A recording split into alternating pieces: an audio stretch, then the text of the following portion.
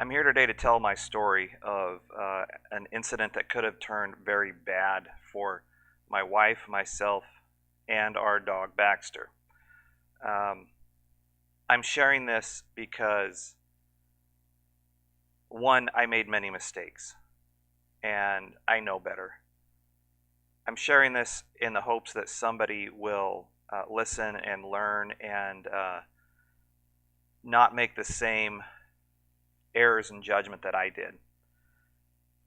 I've listened to these types of stories many times, and often they don't end well. And we got lucky. I'm not going to sugarcoat it any other way, but we got lucky. And two very helpful gentlemen, I don't know if they realize, but they saved our lives. The best way to tell this story is through the map here. I didn't take any pictures or video. I was too concerned about our safety at the time. So I'm using Onyx map here to show what went right and what went wrong also. Backstory, I've served in the U.S. military. I consider myself a prepper of sorts. I am very well prepared in my home for whatever might occur, what might happen, whether that be electrical system is down, whether that be defense of myself or others. I don't mean this to say I'm rich, but financially, logistically, let's say, I am prepared to be unemployed for several months at a time. Again, not to be comfortable, but to survive. And by that I mean provisions to help keep us alive. So again, I don't have a stockpile of gold and silver and money, but I mean, I have provisions to take care of our needs. We do live in Idaho, and my wife and I enjoy taking weekend drives, usually just one-day drives. We'll go explore some backcountry, and that's that. As of this recording, the incident happened November 22nd of 2022. We were in my 2019 Ford F-350. It is a gasoline engine, not that that matters, four-wheel drive, capable enough truck, and it is equipped with a Yaesu 2980 ham radio, and that will come into play later. On the day in question, we set out just for a day drive. It was beautiful. The forecast was good. I left the house with my iPad, which will come into play later, a .40 caliber pistol, which isn't really important, but I always go armed. We threw some light food in the truck, some light jackets. I looked at the sleeping bags, blankets. I looked at my shovel and said, you know what? We have encountered bad roads before, and we've always turned around because I'm not going to put my wife in jeopardy, her life in jeopardy, or mine, or my dog's. So I didn't really feel a need to throw that in. My wife mentioned put the chainsaw in the truck because you do encounter downed trees, and it's not practical to turn around. And I kind of I entirely dismissed it. Other items we had in the truck were two Baofeng 5-watt handy talkies. I have light survival equipment that stays in the truck at all times. A Leatherman, a larger survival type knife. I do have a box with toe straps, 3 toe straps, 2 hard shackles. Honestly, mostly to rescue other people as we might encounter, which we have encountered before, and I've been able to pull people to the road, the hardball road, without any issues. So really, the toe straps are there for anybody who needs them, most likely other people who are broke down out in the woods. So I did have that with some light tools, hand tools, I should say. I have a high lift jack. I left it at home, and that's about it. And that's how we set out. I had a beanie hat, My wife did as well. We had about a half gallon of water, which stays in the truck at all times. So it's not like I put it in there. We left Boise down here at about 11 a.m. and I'll zoom in here to the area. We left Boise, went through Eagle. If you're familiar with the area, Highway 55 runs north-south. We branched off at Horseshoe Bend, made a left turn. I don't know if I'm going to be able to find this easily. We went up on a left to the left from Horseshoe Bend. Here it is, 52. And then we started going northbound on, I don't even know what road it is here, but we went through, first passed through Montour, Sweet, Ola is up here, and the entire time I was, well, my wife also, we were looking at the atlas. One of the good things that I have done is purchased the atlas for both Idaho and surrounding states, and that lives on my iPad. What that does is place the blue dot wherever you're at. It gives you lat long. You can zoom in, zoom out, and it provides a great overall look at where you're at. It also provides the Forest Service roads. The app that I use is called Avenza Maps. That's Avenza, and I would highly recommend you purchase them. Each atlas is $20. Well, it's $19.99, and that was an extreme lifesaver. We'll get to that point. So I looked at the map and I saw these Forest Service roads around the Friday Butte area. Sage Hen Reservoir is right here where my mouse is circling, and my plan was to take the Forest Service roads, go around Sage Hen, look at the 3 campgrounds there, and then exit out. Back here at Smith's Ferry, we would turn right, go back down into Boise. Weather report, the forecast sounded good. I did not have weather reporting for this area as to current conditions, but again, if it got bad, we would turn around. So back to my iPad. I use Onyx Map to mark locations. I find it just very convenient. It's not so good, at least I haven't found, for labeling roads. Some roads it will, but like I know this one where my truck is located is on 614. I know that from Avenza Maps. I don't know that from Onyx Maps. Maybe there's a way. I haven't found it. That's just what my method. Something else I have done in Onyx Maps, and I'll turn it on here. Let me zoom out. Is being a ham radio operator, I have often thought about being stranded in the backcountry. And so, let me go here. I'm going to show those 2 meters. I'm going to show those. So I have plotted the location of every 2 meter and 70 centimeter repeater in the state of Idaho. And that's according to like repeater book or something. So I haven't tested all of them, but it's better than nothing.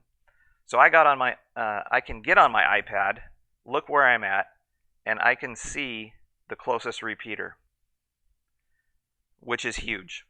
I didn't know how huge, but that's a big deal. So we got on the Forest Service road, or I think it's called Sage Hen Reservoir Road, this one that I'm pointing at here. And about this location where my mouse is, we got into compact snow. The truck was doing great, no problems. I had good traction. I was in 4-wheel drive. I could see concrete below us, beneath us. There was patchy spots of melted snow and ice. So I wasn't concerned. We saw one other couple back in this location. They were cutting so they're cutting firewood, and that was the only people we saw for hours and hours and miles. That really didn't. Well, I guess it kind of raised the hairs on the back of my neck, but not too bad. Again, the truck was doing good, and again, whenever we got in trouble, we turned around. So we continued on Sage Hen Road towards the reservoir. I'm going to turn off topographic just so it's easier to see. We came around the lake here. It still was not too bad. Back in this location somewhere, we tried to take this road at 664 or 646, I think. I can't remember. But it quickly got into some deeper snow. Deeper in the sense that the wheel tracks were only visible, not the center. So all the way back here, it was only, or the entire road was pretty well compacted down. Up in here, it was just the tire tracks. I didn't like that. We went 100 feet and I turned around.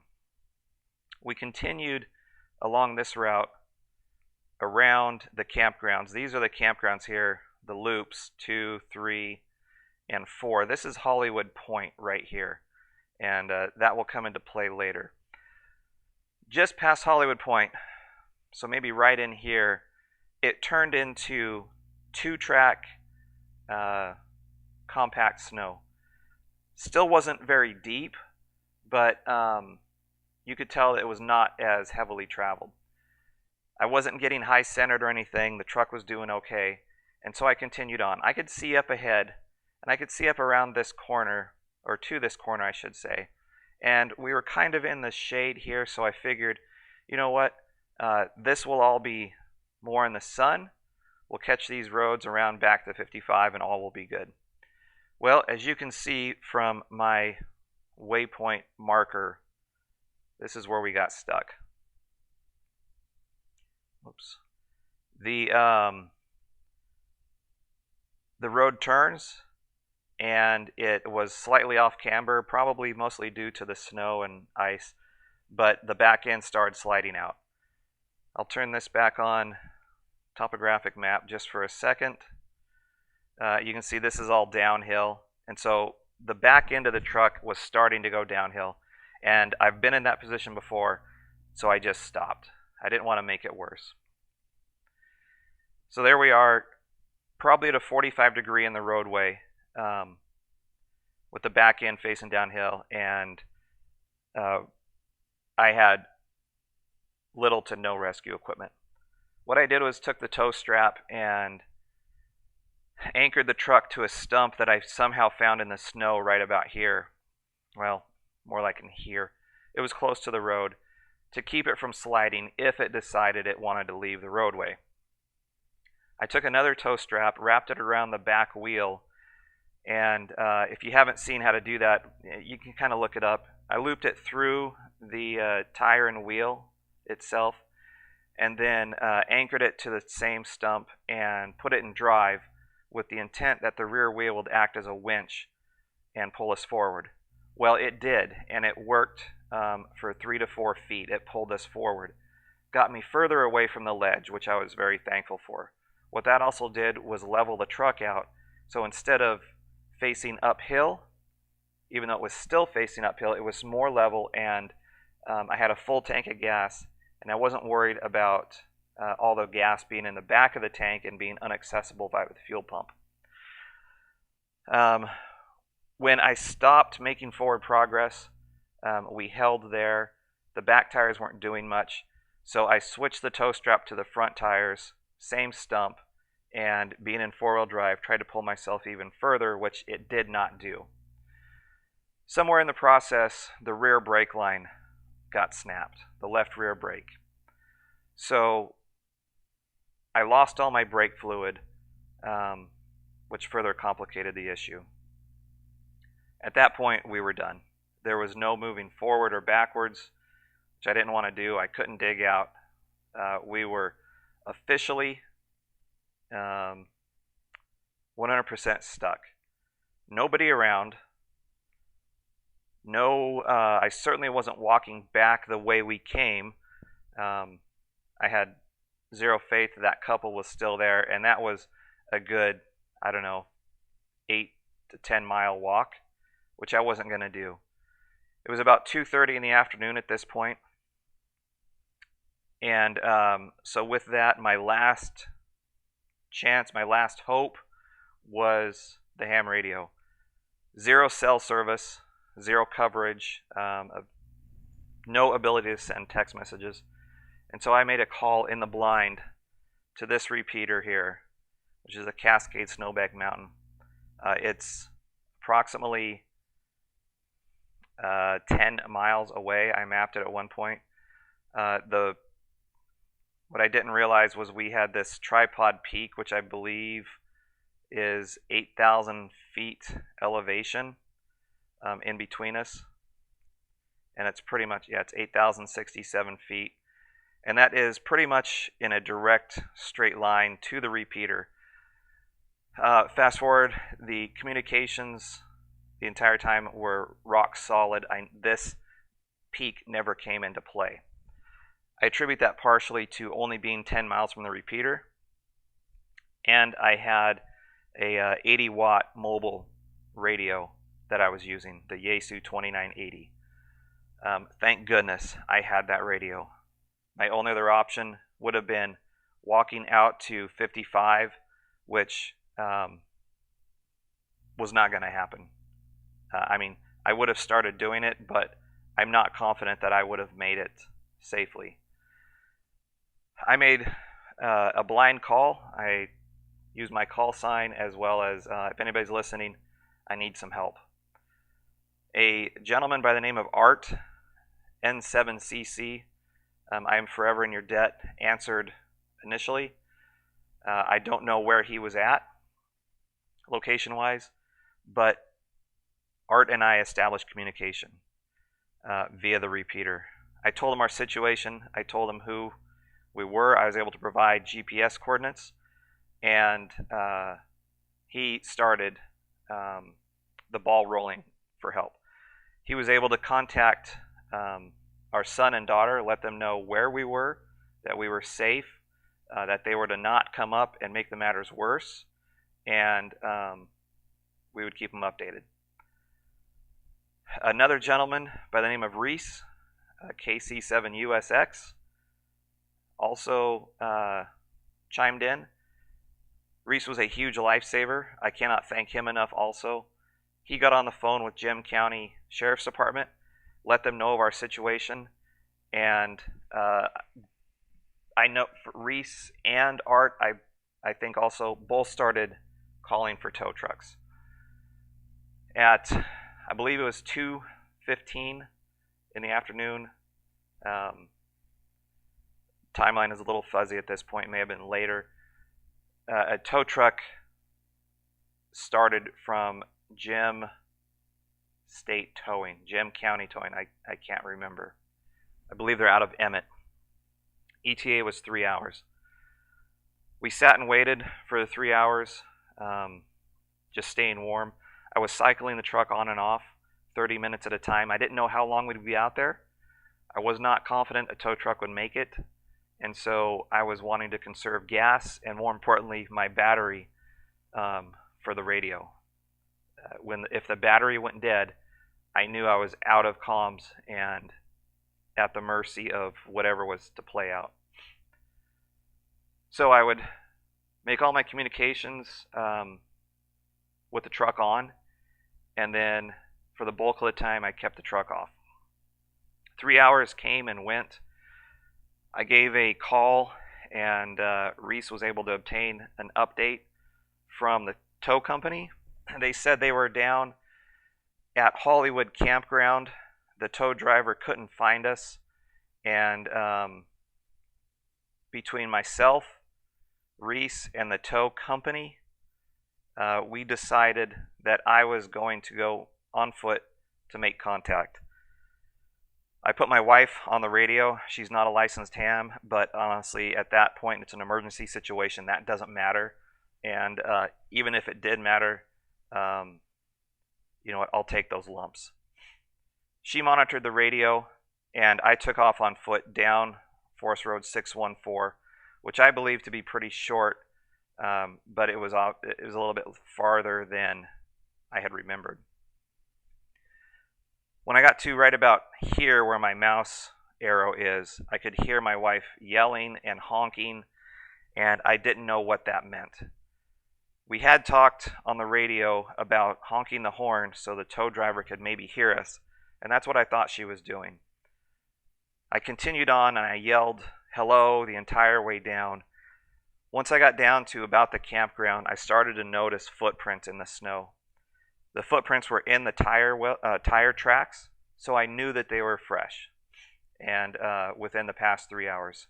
I deduced it was the tow company that made it this far and then turned around. He was not at Hollywood. I yelled a little bit, didn't hear anybody or anything, so I walked back up to the truck. At this point, it's 5:30, almost 6 o'clock, so it is dusk, almost entirely dark. I had a headlamp, and that was it. Mistake number one, I feel, was separating out. I did not like it from the moment I left, but I truly believe the tow truck was down here and just waiting or trying to see where I was. Number two mistake was those two Baofeng radios. I had those two radios. They were charged. They were in my truck at all times. I could have gone to just a simplex frequency, been in contact with my wife, and she would have saved me all this walking and potential separation, getting lost, getting hurt or something, to tell me, come back, the tow truck left. I should have taken that, but I was in such a panic and a hurry to get down here to the campground that I started making poor decisions. I turned around and I felt like my voice was carrying pretty good throughout the area. When I got back, to the truck, my wife told me she could only hear me from about this point right here. And that's a direct line to the truck. She couldn't hear me any other time. So, lesson learned there.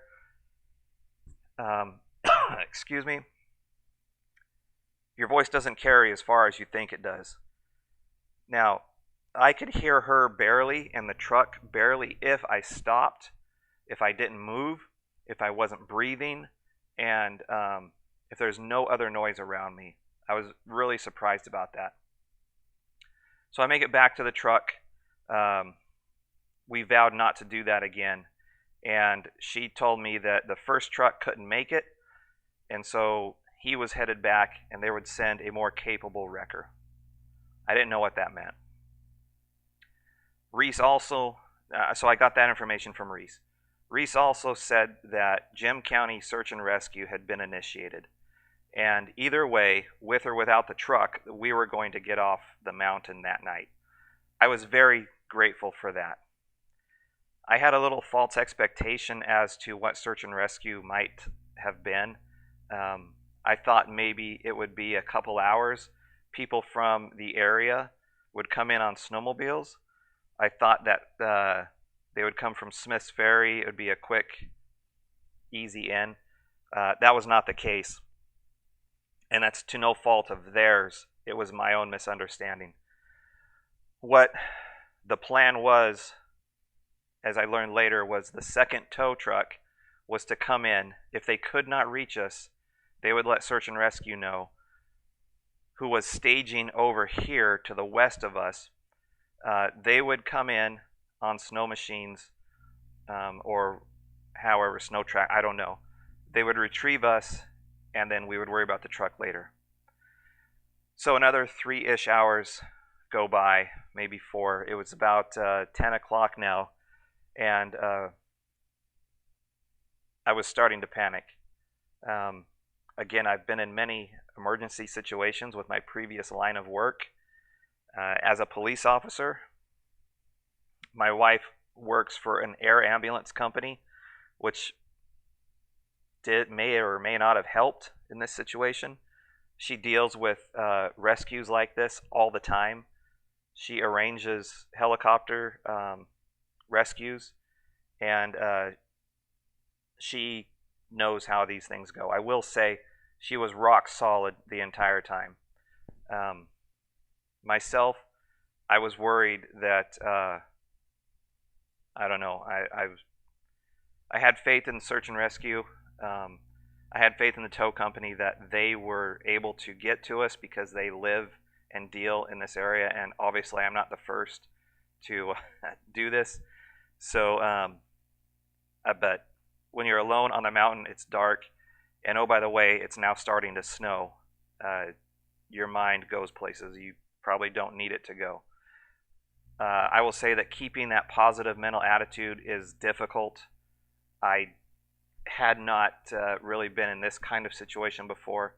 If it's by myself, that's one thing, but with my wife and my dog, it's another issue. And I felt, and I was entirely responsible for this terrible situation that I put them in. So anyways, 10:30-ish, something like that, we see headlights. First of all, my wife says, I hear something. And I quickly rolled my window down, and as the vehicle rounded the corner, that was the first time I saw headlights. I did not see any headlights down here. I heard nothing. I saw nothing. And that was it. I had every light on the truck on so they could see us.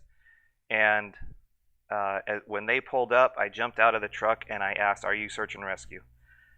The gentleman responded, nope, we're the tow company. And I was even happier to hear that.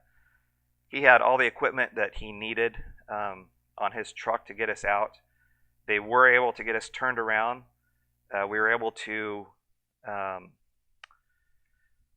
quick fix that brake line. And we started heading down the mountain. We made it around the lake. Back over here is where we met search and rescue. It was a couple in a truck who were there to make the call to initiate the full-blown recovery mission. If the tow truck came back and said no, they couldn't get there. Thankfully, that was not needed. Thankfully, they were there, though, with that ball in motion. I will say this about the ham radio operators that answered our help, Art and Reese. They stayed with us the entire time.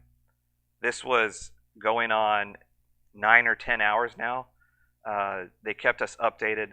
They let us know what was going on. They asked for updates from us if we were doing okay. And I cannot thank them enough. We made it down off the mountain. We were able to make it back home to Boise without incident. And we were home at about 1:30 or 2 a.m. So, very quickly, we know the mistakes that I made. I should have prepared, and from here on out, I will prepare as if we are going camping every time. Backpack, sleeping bags, food, ability to boil water, shelter.